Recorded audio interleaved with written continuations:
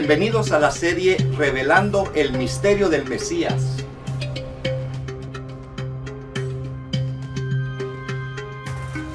Patrocinado por la Congregación Virtual del Yo Soy. Aprende con nosotros el misterio del Mesías en la Torá, en los Salmos, en los profetas y en el Pacto Renovado.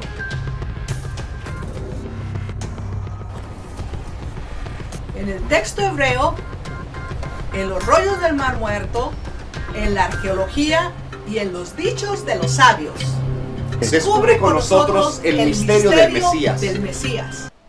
Bendiciones, amados, bienvenidos una vez más a su serie Revelando el Misterio del Mesías. Bueno, hoy nos ocupa el tiempo la porción escritural Vayaas Betzaleel, que literalmente significa Betzaleel hizo. Y bueno, los textos los encontramos en Éxodo capítulo 37 al capítulo 38, verso 20. Y bueno, antes de comenzar, quisiera que nuestra hermana Araceli les dé un saludo. Hermana Araceli. Shalom, estamos alegres esta mañana de estar aquí junto con, para hablar de la palabra del Eterno. Siempre es una alegría poder hablar de la palabra del Eterno y pues los invitamos a todos a que se puedan gozar junto con nosotros. Y bueno, el día de hoy vamos a estar estudiando precisamente acerca de Betzaleel. Así como lo vemos en la escritura, vemos que el comienzo, oiga bien, del Mishkan, de la casa tienda en el desierto, ¿verdad? Él fue uno de los arquitectos, Betzaleel, y como estuvimos viendo en parashats o porciones escriturales anteriores, que Betzaleel significa literalmente, el nombre significa en la sombra o sombra, ¿verdad? Y me llama la atención porque también el papá Uri significa fuego.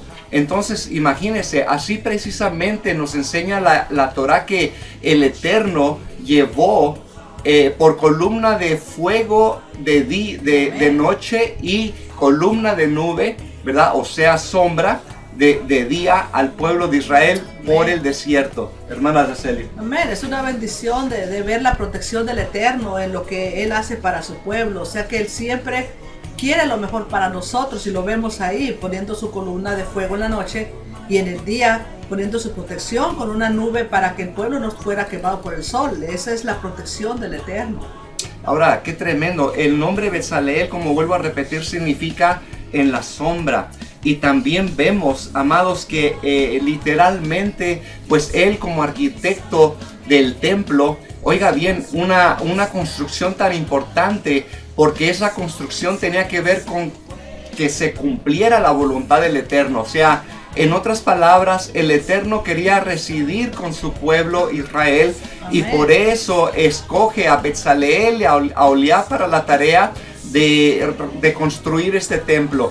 Y algo muy hermoso, que esta construcción pues tiene que ver literalmente con la idea de que el Eterno vendría a morar, o sea, su Shekinah, su gloria vendría a morar allí en ese templo. Amén. Sí, eso es lo que el Eterno ha querido hacer desde los principios. Por eso lo miramos en estos versos de la Escritura, cuando Él da esa profecía de que el deseo del Eterno era morar entre su pueblo, y es por eso que tuvimos la bendición de recibir a nuestro Adón Yeshua HaMashiach, que es donde se vino el cumplimiento de esa profecía.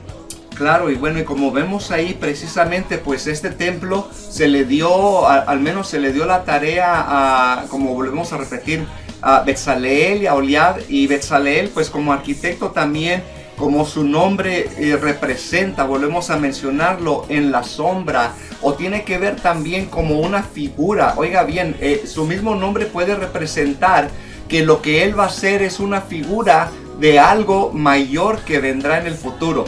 O sea, en otras palabras, de la forma en que el Eterno llegaría a residir, como él prometió una vez: estaré en medio de ellos, yo seré a ellos por Elohim y ellos me serán a mí por pueblo. Hermana Araceli. Pues sí, es lo que estamos hablando, ¿no? De la promesa, que eso es lo más importante que yo miro aquí, una promesa tan importante cuando lo que es que el Eterno resida con nosotros, que Él esté entre nosotros, que Él sentir su presencia. Eso es lo más maravilloso. Yo pienso que cualquier persona que ha sentido la presencia del Eterno no cambia esos momentos tan hermosos por nada del mundo, porque es lo más bello que puede haber, sentir su presencia, sentirse amados por nuestro Padre Eterno, nuestro Rey, que ese es el propósito de todo, poder convivir con nuestro Padre. Amén. Así que el tabernáculo, como se le conoce, o el Mishkan, como se conoce en hebreo, tenía el propósito de, vamos a decir, traer no solamente la presencia del Eterno al pueblo de Israel, sino que por medio del pueblo de Israel hacia el mundo entero se pudiera, vamos a decir, extender esta bendición. Por lo que vemos entonces algo bien tremendo en esta enseñanza, donde aprendemos entonces allá en Isaías 2:3, donde vemos que los profetas, ¿verdad? Dice que el lugar de los profetas es Jerusalén, o sea, Jerusalén, como se dice en hebreo. Pero también algo importante que nos habla de que también la palabra del Eterno tendría que salir de Sión, ¿verdad? O sea, de Jerusalén saldrá la palabra del Eterno. O sea, nosotros no podemos tomar enseñanzas ajenas que no tengan que ver con el Eterno, o sea, con su pueblo y con su bendita ley. Entonces vemos aquí, amados, que el propósito del Eterno era traer no solamente su presencia, sino también su palabra, su enseñanza. Y para esto Él aún todavía, cuando se porta mal el pueblo de Israel, estamos hablando, claro, de las dos casas, ¿verdad? El pueblo de Israel y el pueblo de Judá.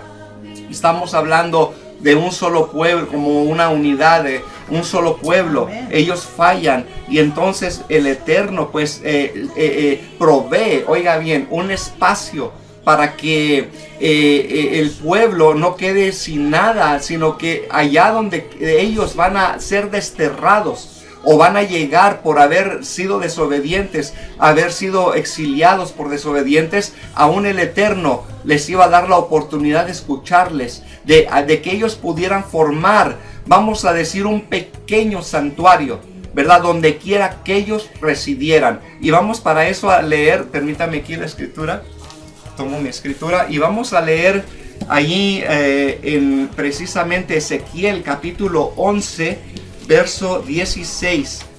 Vaya conmigo ahí a Ezequiel y mire qué hermoso dice aquí este texto aquí en Ezequiel capítulo 11 y en el verso 16 dice de la siguiente manera: por tanto, di, así ha dicho Jehová Adonai, aunque les he arrojado lejos entre las naciones y les he esparcido por las tierras, con todo eso les seré por un pequeño santuario en las tierras a donde lleguen. Aleluya. Esto está poderosísimo, este texto, amados. Déjenme lo leo una vez más. Dice: di, por tanto, así ha dicho Jehová Adonai, yo os recogeré de los pueblos y os congregaré de las tierras en las cuales estáis esparcidos. Ok, perdón, estoy leyendo el que no era. Déjenme ver el que era, el 16. Por tanto, di, así ha dicho Jehová Adonai, aunque les he arrojado lejos entre las naciones y les he esparcido por las tierras, con todo eso les seré, oiga bien, por un pequeño santuario en las tierras a donde lleguen. Esa es la misericordia, el rajem del Eterno, ¿verdad? Para con su pueblo, que aún desterrados a donde quiera que nosotros fuimos exiliados, ahí el Eterno escuchó y aún todavía escucha nuestras tefilot, nuestras oraciones, hermana Araceli. Eso es lo hermoso de saber que donde quiera que de donde quiera que venimos, recordamos la bendición del Eterno al momento de Él mismo llamarnos a esa cita que tenemos con papá. Y eso es lo importante, ¿no? Y poder nosotros venir a la Torah, venir a los profetas, venir a toda la enseñanza que nuestro Padre Eterno nos dejó por tiempo para que pudiéramos nosotros regresar. Y aquí, como lo vemos, ¿no? En la parte que estaba hablando nuestro hermano, aquí en la parte de Isaías 2, que dice aquí el profeta Isaías: acontecerá en los últimos días, en el monte de la casa del Eterno, Dice que el monte de la casa del Eterno será establecido como cabeza de los montes y será elevado más que las colinas, y correrán a él todas las naciones. Muchos pueblos vendrán y dirán: venid, subamos al monte del Eterno, a la casa del Elohim de Jacob, para que él nos enseñe sus caminos y nosotros caminemos por sus sendas. Porque de Sión saldrá la ley, y de Jerusalén o de Jerusalén la palabra de Adonai, la palabra del Eterno. Entonces vemos lo hermoso. Dice: él juzgará entre las naciones y habitará entre muchos pueblos. Entonces esto es lo hermoso. ¿De dónde tenemos que sacar? ¿De dónde nosotros? Es escudriñando lo que el Eterno nos ha dejado por generaciones tras generación. Se encuentra esto. Por eso ha habido un celo por el del Eterno de guardar esto para nosotros, para que nosotros podamos retornar, regresar, hacer teshuvah, hacer un retorno a la Torah, hacer un retorno a la ley del Eterno, porque la ley del Eterno es para todos, para el mundo entero, para todo aquel que ha sentido en su corazón ese deseo de saber quién es el creador del universo, de dónde venimos, quién creó los cielos y la tierra. Entonces eso es lo hermoso de saber que nuestro Padre eterno, Jehová, Sebaot, Jehová de los ejércitos, el poderoso de Israel, es nuestro Dios, es el que creó todo y es al que servimos. Y Él nos dejó su ley para que nosotros podamos caminar por ella día a día y podamos sentir la presencia del Ruach HaKodesh, la presencia del Espíritu del Eterno, que es el que nos guía día a día para nosotros caminar y estar preparados, como dice aquí, en los últimos días. Hace 2000 años que estamos en los últimos días. Así es que usted podrá decir cuándo nos queda. Ya estamos ya en minutos para el retorno de nuestro Mashiach Yeshua, que regresará a poner control completo a esta tierra y traer la paz que todos esperamos. Aleluya. Bueno, y de esta enseñanza aquí, al menos de este texto de Ezequiel capítulo 11, verso 16, podemos extraer la enseñanza, oiga bien, que de donde quiera que nosotros residamos podemos crear, vamos a decir, un pequeño santuario, una pequeña congregación, un pequeño, vamos a decir, lugar apartado para el propósito específico, no solamente, oiga bien, de, como dijimos anteriormente, el propósito que tenía el Mishkan, la casa tienda en el desierto, de tener la presencia, de que habitara la presencia del Eterno allí, sino que también se pronunciara la palabra del Eterno, o sea, que se declarara, se profetizara sobre el pueblo la palabra del Eterno, que es algo muy importante, porque no puede haber, vamos a decir, purificación de nuestras vidas. ¿Qué es lo que limpia nuestro camino? La palabra del Eterno, ¿verdad? Es lo que nos limpia, lo que literalmente nos purifica. Entonces, como vemos aquí, aprendemos, y de ahí también nuestros hermanos de Judá aprenden que tienen que tener lugares como las sinagogas, ahora lugares de reunión, donde allí, como dijo Yeshua ahora, donde están 2 o 3. Nuestros hermanos de Judá ponen el minyan de 10, pero Yeshua puso 3, dice 2 o 3. Donde estén 2 o 3 reunidos en mi nombre, ahí estaré yo también. Entonces, amados, pues aprendemos esto, de que los lugares donde nos congregamos, ya si no podemos llegar a Jerusalén, pues el Eterno nos acepta el lugar de reunión en donde quiera que estemos habitando, fuera de la tierra de Israel, como estamos viendo aquí en este texto de Ezequiel. Y Él dice, no será por un pequeño santuario. Amén. En donde quiera que estemos. Aleluya. Esa es, amado, la misericordia del Eterno. Y podemos ver que Dios es Dios no solamente de judíos, sino que también es Dios de gentiles. Amén. Era el propósito del Eterno, hacer un solo pueblo de judíos y de gentiles, para que nosotros adoráramos todos unánimes al Eterno, y poder leer y obedecer y darnos cuenta que Él nunca nos ha abandonado. Nos dejó una ley para que nosotros pudiéramos saber qué es lo bueno y qué es lo malo, porque por eso el Eterno dijo, mi pueblo perece por falta de conocimiento. ¿Qué conocimiento? De la palabra del Eterno. Mientras usted tenga el conocimiento de la palabra del Eterno, entonces usted va a poder caminar conforme a lo que el Eterno quiere, cómo Dios quiere que usted camine está en su palabra. Por eso Yeshua dijo, yo soy el camino, la verdad Amén. y la vida. Nadie viene al Padre si no es por mí. Así que vemos, amados, que estas reuniones fuera de lo que ya es, como ya no hay templo, estas reuniones en las sinagogas o lugares donde quiera que nos encontremos entre las naciones, nosotros podemos reunirnos para celebrar Shabbat y el Eterno lo ve, porque dice, les seré a ellos como un pequeño santuario. Entonces estos lugares son pequeños santuarios delante del Eterno. No importa lo que diga la gente, ¿verdad? Porque ahorita la gente está diciendo que ya no hay templo y que ya no tienes que congregarte y hacer las cosas que se hacían en el templo. No puedes hacer las cosas que se hacían en el templo, obviamente por muchas razones, porque ya no se ofrecen sacrificios animales en estos tiempos, pero mayormente, ¿verdad? Estamos hablando de las cuestiones espirituales.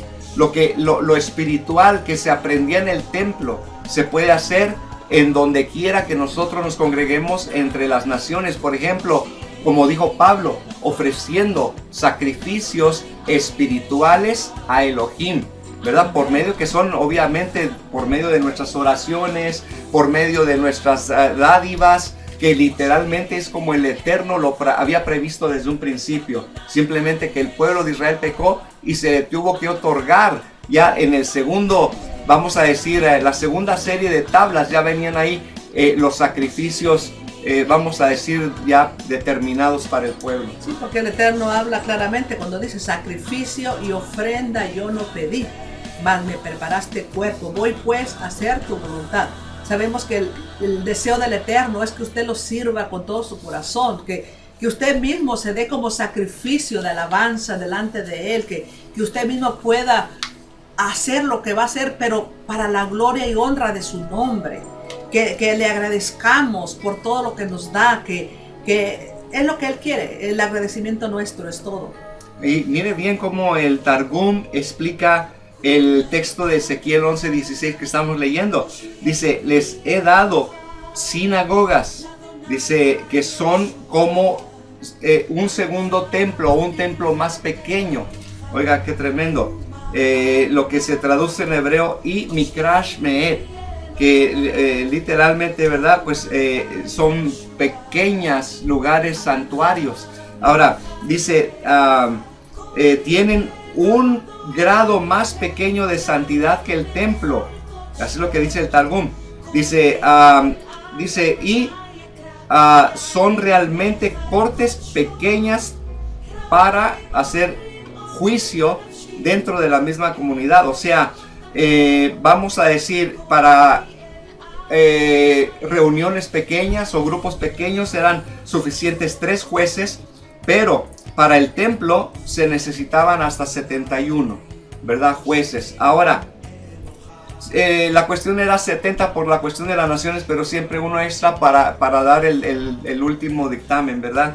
Pero a lo que voy es esto. No solamente entonces eran lugares de reunión como en el templo se sacrificaba, pero también se aprendía.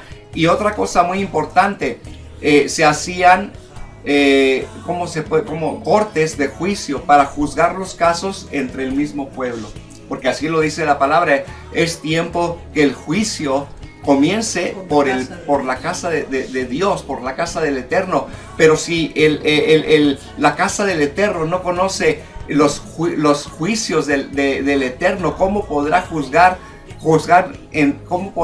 entre ellos mismos si no conocen los juicios del Eterno, que son los mandamientos de Dios? Amén, pues es por lo que vamos a ser juzgados. Por eso lo importante de conocer esos mandamientos que el Eterno nos ha dejado. Por eso cuando le preguntaban a Yeshua, ¿no?, ¿cómo podré ser salvo? Él les decía, guarda mis mandamientos, guarda los mandamientos. Entonces ahí está la clave, que nosotros conozcamos y caminemos por ellos, porque Yeshua es la palabra. Entonces esos mandamientos los representan a Él y nosotros tenemos que ser obedientes. Si queremos obedecer a nuestro maestro, a nuestro rabí Yeshua, tenemos que caminar por los mandamientos que el Padre nos dio. Otro punto importante con respecto al nombre de Betzaleel, que significa, como hemos visto, en la sombra. Hablando de sombra, también nos habla de que el Mishkan es una sombra de algo más grande, o sea, algo como un ensayo, vamos a decir, o un lugar donde se va a dar ensayos que literalmente son lo que vienen a ser las fiestas del Eterno, ¿verdad? Donde se venían a practicar las fiestas del Eterno, especialmente las 3 fiestas más importantes de subimiento a Jerusalén, que literalmente era Hamatzot, Had Shavuot y Had HaSukkot, ¿verdad? Las 3 fiestas principales. Bueno, y era literalmente donde se practicaba esa boda que iba a venir en un futuro, que eran las como se le conoce, al menos la fiesta de Sukkot, ¿verdad? Era para que también no solamente aprendieran, pero en ese tiempo se le conocía como la fiesta de los casamientos también, y era donde entre el mismo pueblo en esas fiestas se casaban. Entonces era algo hermoso, ¿verdad? Y todas las fiestas, cómo tienen que ver representativamente con algo, y es lo que nos enseña al menos esta porción que hemos estado estudiando. Amén. Y lo que vemos aquí de la cita que tenemos con el Eterno, cuando el pueblo se reúne a adorar al Eterno, no, es una cita con el Padre. Por eso tenemos que ir con alegría, todos unánimes, sabiendo que ese lugar está la presencia del Eterno y que vamos a ir a gozarnos con el Padre, gozarnos con el Creador del universo. Por eso es que no vamos ahí a hacer otra cosa o a ver cómo vinieron los demás, sino a saber que el Padre está ahí, que tenemos que estar ahí con respeto, sabiendo que nuestro trabajo es ir a adorarlo a Él. Bueno, lamentablemente en las religiones del mundo se ha aprendido mal por no conocer la bendita ley de Dios, y muchas de las cosas que se hacen en esas reuniones no son que agradan al Eterno. Entonces lo que vemos, por ejemplo, algunos desórdenes, que la gente se cae para allá, que se cae para acá, y cosas que no son literalmente, como el apóstol Pablo dijo, ¿verdad? Hablan muchas lenguas, pero nadie entiende. Si viene un nuevo, ¿cómo dirán amén a tu oración si no entiende? Entonces Dios es un Dios de orden, y por eso nos da este orden. Dice que cuando nosotros llegamos a estos lugares, pequeños santuarios, o cuando se llegaba al templo, se llegaba con una actitud, ya no vamos a decir para danzar y bailar y como si fuera un lugar de baile ahí, no, sino que se llegaba con mucho respeto, como si estuvieras parado delante del rey, y en realidad es como debes de tomarlo. Está uno parado delante del rey cuando uno llega al lugar donde uno no solamente va a sentir su presencia, sino a aprender de su bendita palabra. Es un lugar donde vamos a ser instruidos de su bendita ley.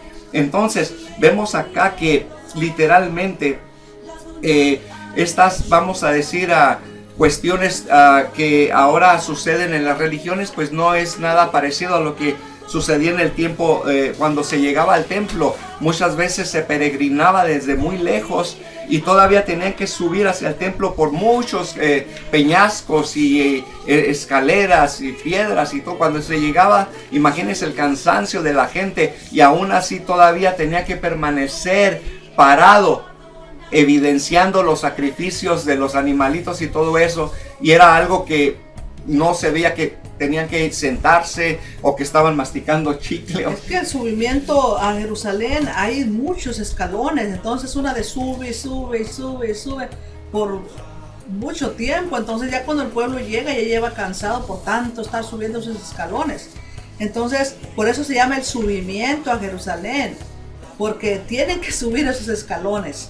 Y eso es lo tremendo, ¿no? De que después de ahí, como dice aquí el hermano, es el estar parados delante de la presencia del Rey de Reyes.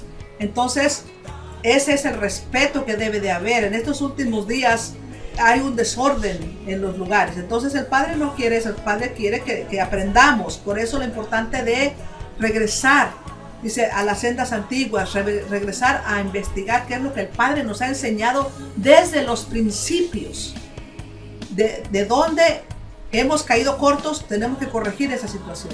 Bueno, y se nos va terminando el tiempo, pero antes de terminar, vemos durante todo el Tanaj entonces que el pueblo se debe de regocijar cuando dice a la casa de Jehová iremos, ¿verdad? Yo iré y me alegraré con los que me dicen a la casa de Jehová iremos. El pueblo se alegraba, danzaba y llegaba y peregrinaba, subía peldaños, escaleras, y cuando llegaba tenía todavía que hacerse una migdá, una purificación en agua, pero cuando ya se entraba al templo era algo tan tremendo que se tenía que mantener en pie, algo muy kadosh, muy sagrado. ¿Y qué me dirá usted, hermano? ¿No puedo entonces orar de rodillas? ¿O no? Es una costumbre que la gente piensa que por orar de rodillas es más humilde, pero eso no es cierto. Se puede orar de rodillas, se puede orar acostado en la cama, se puede orar sentado. La Escritura nos da muchos textos que evidencian este tipo de oraciones. Se puede orar también postrado, pero una de las maneras que muestran mucho respeto al pararse delante del Eterno es de pie. O sea, al vamos a decir, acercarse en oración o entablar una conversación es de pie, ¿verdad? Y bueno, tengo algunos ejemplos. Perdón, aquí por ejemplo, Segunda de Crónicas, capítulo 20, verso 13, donde todo Judá estaba en pie delante de Jehová, que cuando Josafat invitó al pueblo a orar y permaneció él y permaneció todo el pueblo de pie ante Jehová. ¿Okay? Luego tenemos el caso de Ana también, 1 Samuel 1:26, tenemos el caso de Job 30:20. No los toco ya porque se nos termina el tiempo, pero allá usted en su casita lo puede tomar y no vea solamente una versión, vea varias versiones. Tenemos también cuando se le dice ahí a los discípulos y cuando estén de pie orando. Le digo, vea varias versiones porque las únicas que encontré así que dice de pie es la King James Bible, donde dice cuando estén de pie perdonen, y la English Revised Version también, donde dice correctamente del hebreo cuando estén de pie orando también perdonen. Entonces, oiga, qué tremendo. La palabra griega es steke, que literalmente es verbo indicativo presente, activo, segunda persona plural, y carga con la idea de estar firmes, parados delante del Eterno. Por eso, amados, no quiere decir que recitar las oraciones sea malo. Cuando dice Yeshua, no hagas vanas repeticiones, no quiere decir que no puedas hacer repeticiones.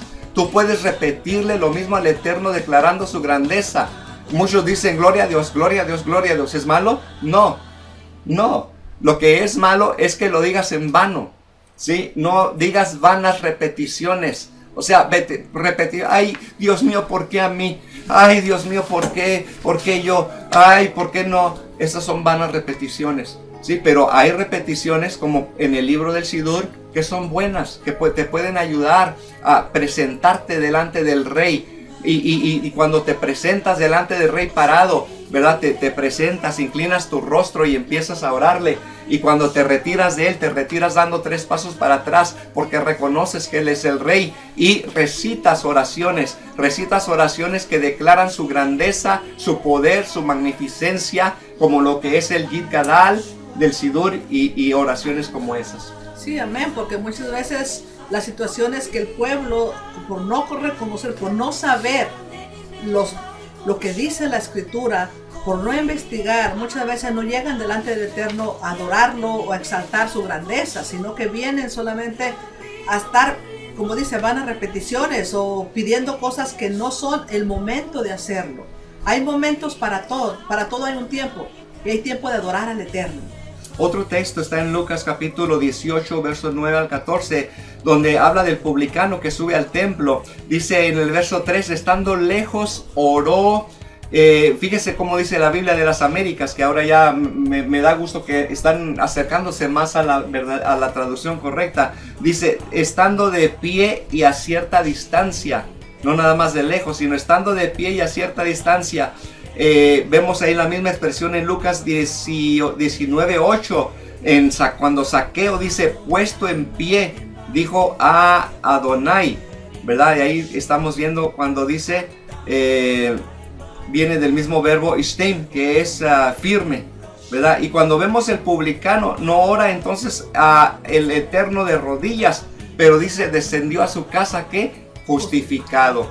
Oró parado y descendió justificado, aleluya, ¿verdad? O sea, cuando vemos entonces paradito, tú puedes doblar tus rodillas también. Esto es lo que se conoce en la mente hebrea como las oraciones mesidas. Puedes estar así de frente con tu rostro inclinado, doblar tus rodillas hacia atrás un poquito y empujarte hacia enfrente. Esa es tu oración mesida, ¿verdad? Usted ve a veces a los judíos, es lo que representa la oración mesida que se traía al templo, ¿verdad? Delante del Eterno. Pero hay otra ofrenda que se mecía a los lados, así, ¿verdad? Y esa también, cuando uno se toca así, como ofreciéndose a uno mismo como ofrenda, hace sus oraciones mecidas de lado, ¿verdad? Y eso, bueno, con esto yo creo que vamos a... ¿Por qué razón está así también? Recuerden que después de la destrucción del templo, en los 3 tiempos que se hacían las ofrendas, fue cuando ahora se hace de oración. Volvemos a Daniel, por eso él oraba y abría su ventana 3 veces al día. Exacto. Porque eran las oraciones en el templo que se hacían. Entonces ahorita como no hay templo, son el tiempo de oración que se le entrega al Eterno. El sacrificio, como dice el apóstol Pablo, el sacrificio de ofrenda, nosotros nos presentamos delante de él como ofrendas vivas. Amén. Delante de su presencia. Bueno, lo curioso que la Jora aquí menciona a Daniel, él se arrodillaba 3 veces al día, pero no estaba en el templo, ¿verdad? Y bueno, era, como vuelvo a repetir, todas las formas de oración son válidas, aún acostado, ¿verdad? Porque el justo dice, medita de día y de noche, en su cama también medita, ¿verdad? Y se alegra en la bendita palabra del Eterno. Hemos llegado al final de esta serie, amados. Los esperamos la próxima semana, hermana Araceli. Amén. Pues bendiciones a todos y ojalá que podamos gozarnos cada semana, ¿verdad? Todos juntos para aprender de la palabra del Eterno. Así que recuerde, haga su santuario, su pequeño santuario ahí donde quiera que se encuentre y hable con el Eterno, que Él está esperando. Bendiciones y hasta la próxima semana. Shalom.